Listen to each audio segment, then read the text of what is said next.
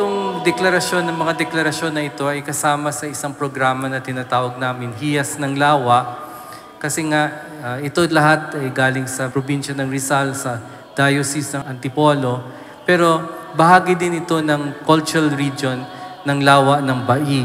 No? At kung tuusin, ang Lawa ng Bai parang ina nating lahat na inalagaan tayo at inaaruga.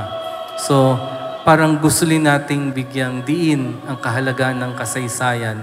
Kasi nga, makita natin itong simbahan na ito, lahat na nanggagaling sa ating kalikasan, sa ating nature.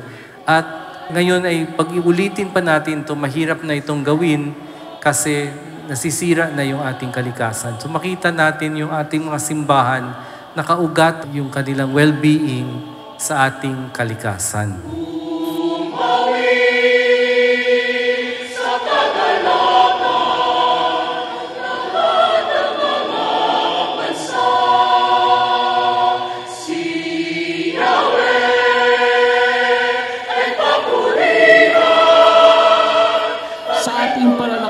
Patungo sa ating minimiting Jerusalem, wag po nating kakalimutan, mahal tayo ng Diyos, mahalaga tayo sa Diyos, maliligtas tayo ng Diyos.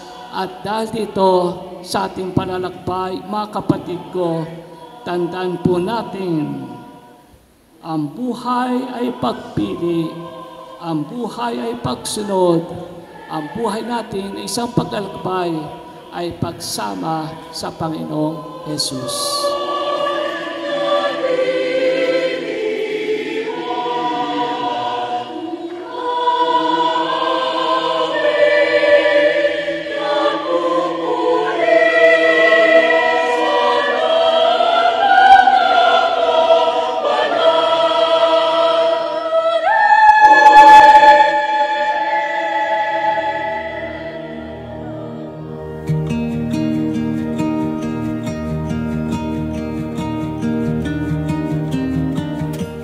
Unang-una po, papuri pa sa salamat sa ating Panginoong Diyos na nagbigay ng ganitong biyaya upang ang ating pamparokyang simbahan ng San Jeronimo ay maitanghal na pambansang yamang pangkalinangan.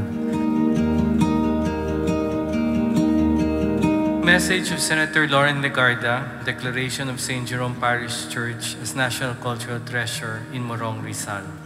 Today, we gather to recognize and elevate a remarkable structure to its rightful place among our nation's cultural treasures. This is not driven simply by the beauty and grandeur of our heritage, but by the firm belief that our cultural memory is inextricably linked to our capacity to build a nation with a clear sense of self.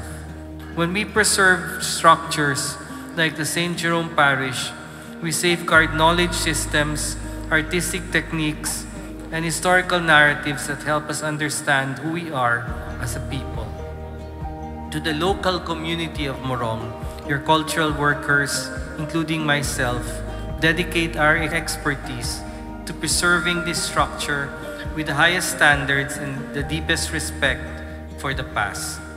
But ultimately, you are the primary stewards of this treasure. May your daily interactions with this sacred space continue to keep it alive as a national cultural treasure. Tunay po na napakapalad po na ating simbahan at ng ating bayan na mapili upang tumanggap ng ganitong kataas na pagkilala.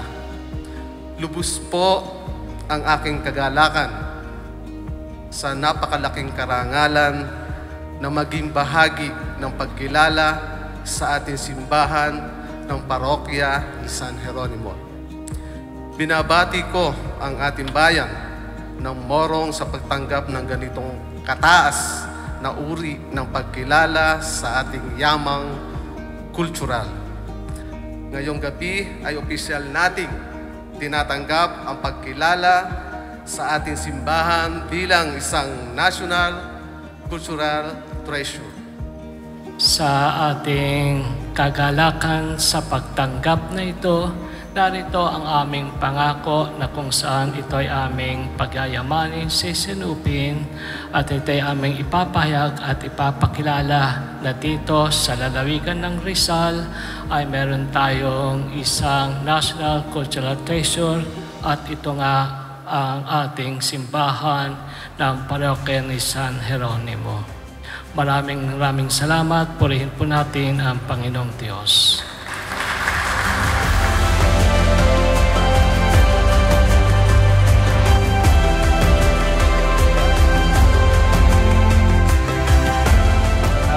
Republika ng Pilipinas at sa bisa ng Resolusyon bilang 2024-437 at ang Batas RA 947, dinideklara ng Pambansang Komisyon para sa Kultura at mga Sini ang simbahan ng parokya ni San Jeronimo sa Morong Rizal kasamang kabuuang complex ng mga kagamitang eklesyastiko nito bilang isang pambansang yaman pangkalinawan.